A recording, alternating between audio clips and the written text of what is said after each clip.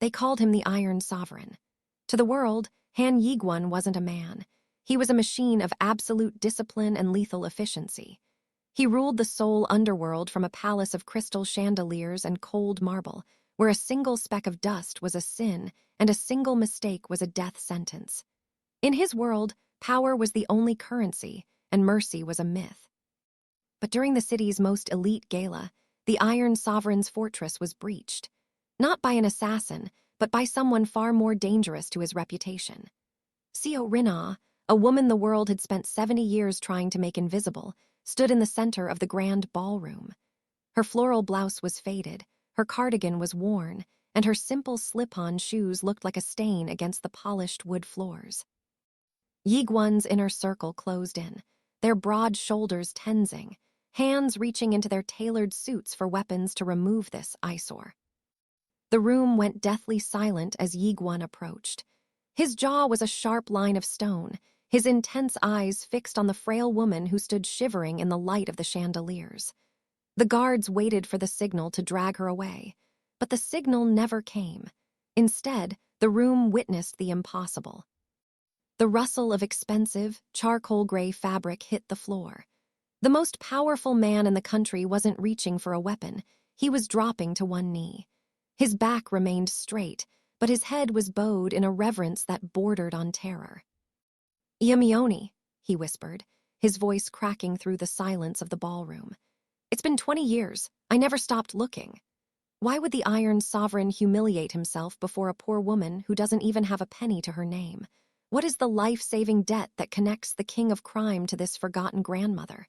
And what happens when his enemies realize the devil finally has something to lose?" Share your theories in the comments below. If this opening gave you chills, hit that like button and subscribe to our Legends series so you don't miss the reveal. Now, let's go back to where the nightmare began. The gala had been a sea of false smiles and high-stakes deals until the side entrance groaned open. Seo Rin-Ah didn't belong there. She had spent the last hour wandering the rain-slicked streets, her mind a fog of confusion and fatting memories. The soup kitchen had closed early, her heating had been cut, and the cold was seeping into her brittle bones. She had seen the bright lights of the mansion, and driven by a flicker of a memory of a boy she once fed, she pushed through the gates that no one ever enters alive. As she stood under the weight of a 1,000-piece crystal chandelier, she felt the predatory gaze of the men in black suits. To them, she was trash to be discarded. To Han Jae-Gwon, who had just stepped onto the balcony, she was the ghost that had haunted his dreams since he was a starving runaway. His heart, usually a silent engine of ambition, thudded against his ribs. He didn't see a poor woman. He saw the only person who had ever looked at him with love when he had nothing but a bloodied face and a stolen loaf of bread. Every step he took down the grand staircase was a countdown to the end of his reputation, and the beginning of the only fight that ever truly mattered. To step into Han Jae-Gwon's penthouse was to step into a world where the air itself felt expensive and sharp. There was no room for warmth in the Iron Sovereign's life. There was only the cold, mirror-like sheen of perfection. Every morning at 5:00 a.m., the silence of the mansion was broken not by music or conversation, but by the rhythmic, military precision of his routine. The marble floors, polished to a degree that they reflected the flickering glow of the crystal chandeliers like dark water, never saw a footprint for long. A small army of silent servants moved like ghosts, erasing any sign of human presence before the boss could even turn his head. Jae-Gwon stood before a floor-to-ceiling mirror, his reflection as unforgiving as the man himself. His life was a series of tailored constraints. His charcoal-gray suits were armor, stitched with a precision that allowed for no loose threads, much like his empire. As he tightened his silk tie, his hands, scarred from a youth spent clawing his way out of the gutters of Seoul, showed no tremor. To his subordinates, he was a god of iron. He didn't speak in commands. He spoke in silences that made grown men break into a cold sweat. In the underworld, Jae-Gwon's discipline was legendary. He didn't drink to excess, he didn't indulge in the vices he sold, and he never ever forgot a face. His inner circle stood in the foyer, a wall of broad-shouldered men in matching black suits, their breathing shallow and synchronized. They didn't just respect him, They feared the absolute void of emotion in his eyes. To them, the boss was a man who had successfully killed the boy he used to be, burying him under layers of Italian wool and blood-stained cash. Everything in Jae-Gwon's life was curated to project invincibility. From the way he sipped his bitter black coffee to the deliberate, heavy echo of his footsteps on the marble, he was a masterpiece of intimidation. He believed that if you controlled the environment, you controlled the soul. He had spent 20 years building this polished mask, ensuring that no one could see the cracks beneath the surface. He was the sovereign, the man who bowed to no one and moved for no one. As he stepped into the elevator that morning, the gold-plated doors sliding shut with a soft, expensive hiss, he truly believed he had deleted the word mercy from his vocabulary. He was ready to face the board, to crush a rival family, and to expand his reach. He had no way of knowing that the rigid, disciplined world he had built was about to collide with a ghost from a past he thought he had burned to ash. The mask was perfect, but it was about to shatter. While Jae-Gwon's world operated with the cold precision of a Swiss watch, the world outside was dissolving into a chaotic, rain-drenched nightmare. For Seo Rin-Ah, the evening was not about power or polished marble. It was about survival. The community center in her neighborhood had been shuttered for a week, leaving the elderly residents of her block without heat or a single hot meal. Driven by a quiet, desperate fire, she had set out into the freezing soul night, clutching a tattered folder of petitions and a heart full of prayer. The storm was a wall of ice that blurred the city lights into jagged smears of neon. Rin-Ah's thin cardigan was a useless defense against the wind that whipped through the narrow alleys. Shivering and disoriented, she found herself standing before a pair of towering iron gates. They were magnificent and terrifying, guarded by men whose faces were as immobile as the stone gargoyles perched above.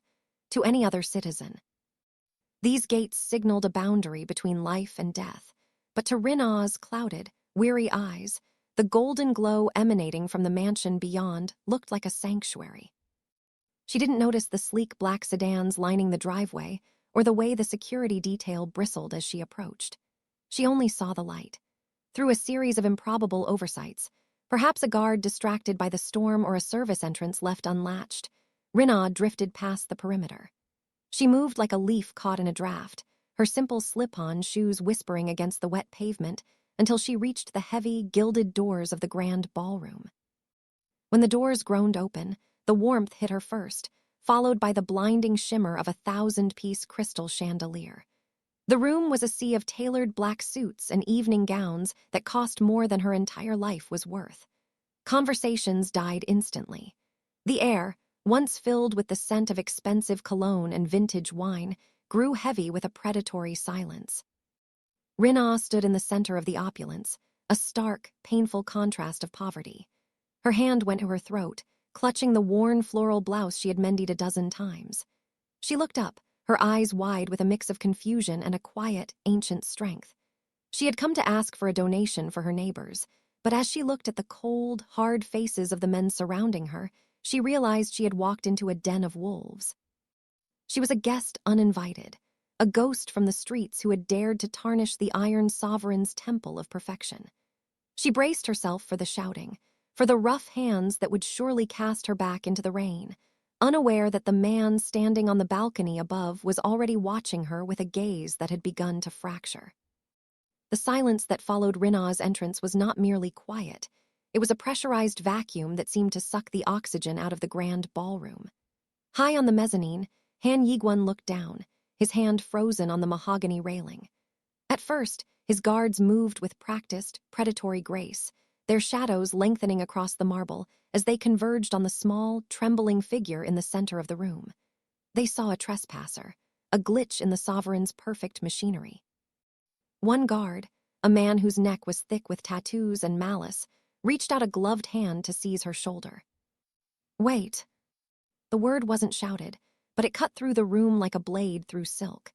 Jae-Gwon descended the grand staircase, his movements no longer military or precise, but heavy with a sudden, staggering weight. Every eye in the room, the politicians, the rival capos, the high society elites, was fixed on him. They expected a public execution or a display of terrifying wrath. As he reached the floor, the guards stepped back, creating a ring of black suits around the woman in the faded cardigan. Jae-Gwon stopped inches from her. Up close, the smell of the rain on her clothes hit him, a scent that carried the salt of the sea and the metallic tang of an old Seoul alleyway. He looked at her weathered face, the deep map of wrinkles that told a story of 1,000 hardships, and finally he looked into her eyes. They were the same. Sharp, clear, and filled with the kind of quiet strength that had once kept a dying boy's heart beating. The world stopped. The crystal chandeliers seemed to dim, and the polished marble floor beneath his feet felt like the cold, wet asphalt of 1995. The Iron Sovereign, the man who had spent 2 decades building a suit of armor out of fear and gold, felt the mask shatter. The sound that followed was one the underworld would whisper about for years, the distinct, heavy thud of a tailored charcoal gray suit hitting the floor. Jae-Gwon dropped to one knee, his back straight but his head bowed low in a posture of total, absolute surrender. His polished shoes remained planted, but his hands, usually so steady, gripped his knees until his knuckles turned white. The inner circle gasped, a collective intake of breath that signaled the collapse of an era. To them, it was a moment of insanity. To Jae-Gwon, it was the only honest thing he had done in 20 years. He looked up at Rin-Ah, his lips slightly parted, his intense eyes wide with a mix of reverence and a desperate, pleading urgency. "Iamioni," he whispered, the word trembling in the cold air of the ballroom. "I told you I would come back for you, I took too long." Rin-Ah stood frozen, her hand raised in a defensive gesture that slowly softened into a tremor of recognition. In that moment, the Iron Sovereign was gone, replaced by the ghost of the boy who had once found mercy in the dark. The golden light of the chandelier blurred, the expensive perfume of the ballroom fading into the sharp, metallic tang of a Seoul winter in 1995. Suddenly, Jae-Gwon was no longer a man in a charcoal suit. He was 8 years old, a shivering shadow huddled behind a mountain of rusted trash cans. His face was a map of bruises, his ribs aching from the boots of older boys who had hunted him for a half-eaten roll. The hunger was no longer a pain. It was a hollow, echoing void that threatened to swallow him whole. He had prepared to die there, a nameless stray in a city that didn't care for runaways. Then the back door of a crumbling apartment had creaked open. A younger Rin-Ah had stepped out, her floral blouse already faded, her hands calloused from 16-hour shifts at the garment factory. She had every reason to turn away. She had no money, no security, and barely enough food to sustain her own flickering life. But she hadn't seen a stray. She had seen a son. Without a word, she had ushered him into a kitchen that smelled of damp wood and old dreams. There was no grand feast, only a single, steaming bowl of white rice topped with a few strands of wilted greens. To Jae-Gwon, it was the most magnificent thing he had ever seen. He had eaten with a desperation that made his throat ache, his small hands shaking as he clutched the porcelain. Rin-Ah had sat across from him, her silence a warm blanket in a cold world. She hadn't asked where he came from or whose blood was on his collar. She had simply reached out and smoothed his matted hair, her touch the first kindness he had ever known. For 3 months she had been his fortress. She had hidden him under her floorboards when the debt collectors came knocking, and she had shared her meager portions until his sunken cheeks filled out. She had given him the only thing she had to give, mercy. When the men in black cars finally found him, the family he had tried to escape, they had dragged him away screaming. His last memory of that life was Rin-Ah standing in the rain, her hand raised not in a wave, but in a silent promise. The memory snapped back to the present. Jae-Gwon, still kneeling on the cold marble, felt the weight of that single bowl of rice more heavily than his entire criminal empire. He looked at the frail woman standing before him, her cardigan as worn as the one she had used to wrap his wounds decades ago. The debt he owed wasn't measured in won or gold. It was measured in the life he still possessed, because a woman with nothing had decided he was worth saving. He wasn't the Iron Sovereign here. He was just the boy who had finally found his way home. The transition was as jarring as a thunderclap in a silent room. Within hours, the woman the world had deemed disposable was installed in the primary guest wing of the Iron Sovereign's fortress, a suite usually reserved for international dignitaries or high-ranking heads of state. Silk sheets replaced her threadbare blankets, and the scent of jasmine tea drifted through hallways that had previously only smelled of floor wax and expensive tobacco. But it wasn't the luxury that stunned Jae-Gwon's inner circle. It was the total collapse of the hierarchy they had spent years bleeding to maintain. The guards, men whose faces were carved from granite and whose hands were stained with the sins of the city, stood frozen in the corridors as they witnessed the impossible. They watched as Seo Rin-Ah walked into the boss's private study, a room where even the most senior capos entered with trembling knees, without so much as a knock. She didn't see the Iron Sovereign or the man who could end a life with a single nod. She saw the boy who had once forgotten to wash behind his ears and never ate his vegetables. Jae-Gwon, she would chirp, her voice carrying a maternal authority that cut through the tension like a hot knife through butter. You are hunched over those papers again. Your posture is terrible, and look at your eyes. You haven't slept. The guards watched, horrified, as she marched up to the mahogany desk and physically moved a stack of 1,000,001 contracts to place a small, mismatched plate of sliced fruit in front of him. To their absolute bewilderment, the man who had ordered the dismantling of rival syndicates didn't bark a command or reach for his weapon. Instead, he simply sighed, straightened his back, and began to eat the fruit with a submissive, almost sheepish expression. She treated the mansion's high-tech security detail like a group of wayward grandsons. She scolded the head of security for not wearing an undershirt in the drafty hallways, and insisted on mending a small tear in the jacket of a man who was currently carrying a concealed submachine gun. The Invisible Queen had taken the throne, not through violence or fear, but through a terrifyingly persistent kindness that left the hardened criminals of Seoul utterly powerless. Jae-Gwon watched her move through his cold, sterile world, bringing a warmth that felt like a threat to his reputation, but a balm to his soul. For the first time, the Iron Sovereign's mask wasn't just cracked. It was being polished into something human, even as his enemies began to whisper in the shadows that their king had finally found his leash. While the scent of Rin-Ah's home-cooked stews began to soften the sterile air of the mansion, a different, more toxic atmosphere was brewing in the lower levels. In the shadowed corners of the underground garage and the soundproofed cigar lounges, the Iron Sovereign's inner circle was beginning to fracture. To these men, loyalty was built on the foundation of fear, and they watched with mounting horror as that foundation crumbled. They traded looks of disgust as they passed the boss's office and heard the muffled sound of Rin-Ah scolding him for working past midnight. To them, every bowl of fruit she placed on his desk was a crack in the armor of their empire. The most vocal among them was Jae-Gwon, Jae-Gwon's second-in-command, a man whose ambition was as sharp as the switchblade he kept tucked in his sleeve. He stood amidst a group of high-ranking capos, the smoke from their expensive cigars swirling like omens in the dim light. "He's gone soft," Jae-Gwon hissed, his voice a low, dangerous vibration. "The sovereign we followed wouldn't have let a beggar woman dictate his schedule. He's kneeling to a ghost, and while he's down there, our enemies are smelling blood." The whispers of treason grew louder with every act of maternal care Rin-Ah displayed. The men who had once trembled at Jae-Gwon's silence now felt a daring spark of defiance.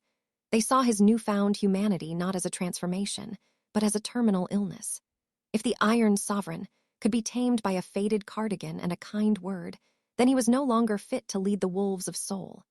The rival families were already beginning to probe their borders, sensing that the tiger had been declawed.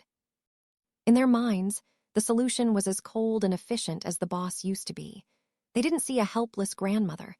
They saw a distraction that needed to be surgically removed to restore their leader's edge.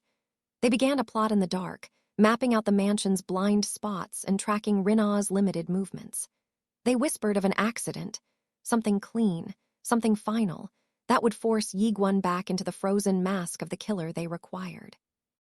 They believed that by killing the woman, they would save the sovereign. Little did they know that by touching a single hair on Rin-Ah's head, they were not calling back the old Jae-Gwon, but unchaining a monster far more terrifying than the one they had served. The storm was coming, and this time, it was rising from within the very walls built to protect them. The tension that had been simmering in the shadows finally broke the surface during an emergency meeting of the High Council. These were the elders of the syndicate, gray-haired men with cold eyes who had sat on their thrones of blood since before Jae-Gwon could walk. They sat around a table of heavy obsidian, their silhouettes cast long by the flickering firelight of the private chamber. Jae-Gwon stood behind them, a silent shadow with a triumphant glint in his eyes. Jae-Gwon, the eldest member began, his voice like dry parchment. We have watched this domestic display long enough. A leader who kneels is a leader who invites others to walk over him. The streets are whispering. The viper is moving. Your empire is leaking authority like a punctured vein.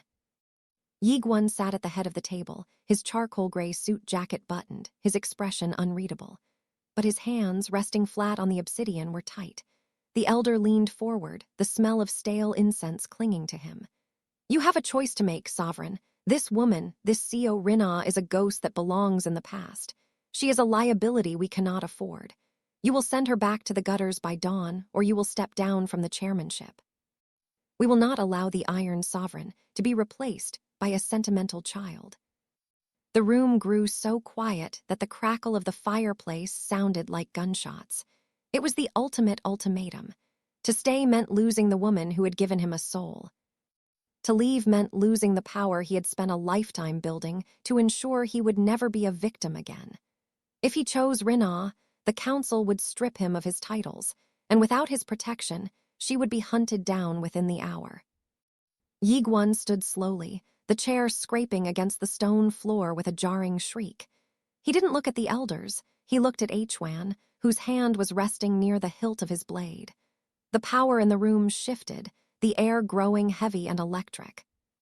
You think my power comes from this chair, Jae-Gwon said, his voice a low, terrifying vibration that seemed to rattle the crystal glasses on the table.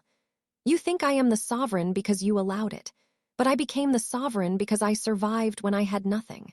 You want me to choose. He leaned over the table, his sharp jawline set, his intense eyes burning with a fire the elders hadn't seen in years. I am not sending her away, and I am not leaving this chair. If you want it, you will have to take it from me over her dead body, and I promise you, by the time you reach her, there won't be enough of you left to bury. He turned and walked out of the chamber, the heavy doors slamming shut behind him. The choice was made. He had chosen loyalty over logic, and in doing so, he had officially declared war on his own world. The storm that had been howling outside the mansion finally breached the walls, but it didn't come from the wind or the rain. It came from the click of safeties being switched off and the heavy, synchronized tread of combat boots on marble. As midnight struck, the night of the Iron Wolves began. Jae-Gwon had not waited for dawn. He had gathered the men who valued power over blood debts, turning the Sovereign's own elite guard into a pack of predators. Inside her suite, Rin-Ah was startled by the sudden, flickering death of the crystal chandeliers. The mansion plunged into a terrifying, velvet darkness, broken only by the crimson sweep of emergency lasers. She clutched her worn leather handbag to her chest, her heart fluttering like a trapped bird. She didn't understand the politics of the underworld, but she understood the sound of a door being kicked off its hinges. Before the shadows could reach her, the door to her suite slammed open and a figure silhouetted by the moonlight entered. It was Jae-Gwon. He had shed his tailored jacket, his white dress shirt sleeves rolled up to reveal the scars of his past. In his hand was no longer a pen or a glass of scotch, but the cold steel that had built his empire. He didn't speak. He simply grabbed her hand, his grip firm and grounding. The hallways had become a gauntlet of fire. Muzzle flashes illuminated the corridors in jagged bursts, turning the once stately home into a strobe-lit slaughterhouse. Jae-Gwon moved with a feral, desperate grace, his body a shield between the bullets and the woman who had once fed him. He fought with a savagery that stunned his former men. This wasn't the disciplined, Iron Sovereign they knew. This was a man protecting his soul. Jae-Gwon appeared at the end of the grand gallery, his face twisted in a sneer of triumph.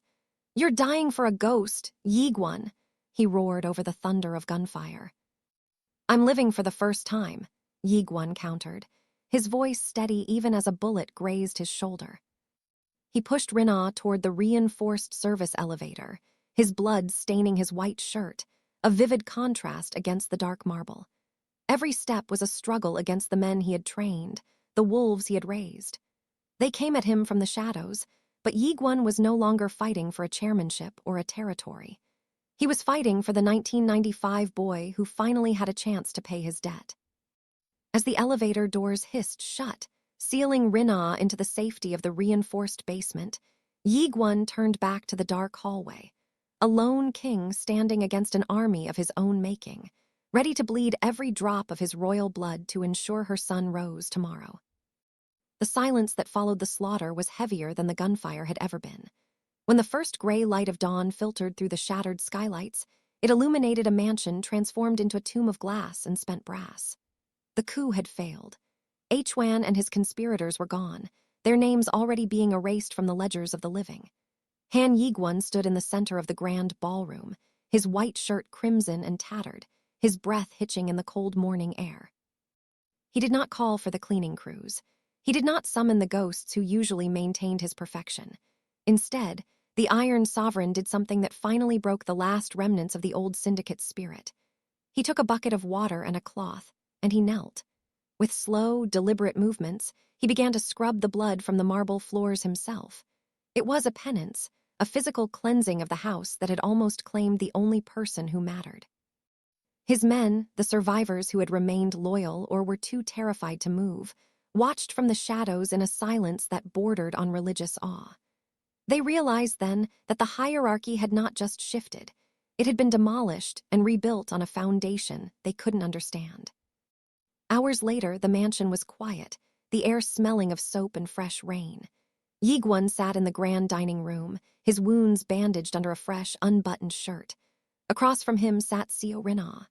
She looked tired, her eyes reflecting the trauma of the night, but she was untouched. In front of them were two simple bowls of white rice. No caviar, no vintage wine, just the humble meal that had started it all 30 years ago. The high-ranking members of the reorganized syndicate stood along the perimeter of the room, their heads bowed. They were waiting for orders, for executions, for a sign of the old terror. But Jae-Gwon didn't even look at them. His entire world was narrowed down to the woman across the table. "Jae-Gwon-ah," she whispered, her voice a fragile thread in the massive room. "You worked too hard today, you should rest." The most dangerous man in Seoul, the one who had just survived a war within his own walls, simply nodded. "Yes, Iamione, after we eat." The message was sent without a single word of decree. The sovereign still ruled the city with an iron fist, but the sovereign himself answered to a woman in a floral blouse. He was a king who would burn the world to ash for her smile, and a grandson who would humble himself for her peace. The Iron Sovereign had finally found his true throne, not one made of marble and fear, but one made of memory and mercy. He ruled everyone in the room, everyone in the city, but in the presence of Seo Rin-Ah, he was simply a boy who had finally come home.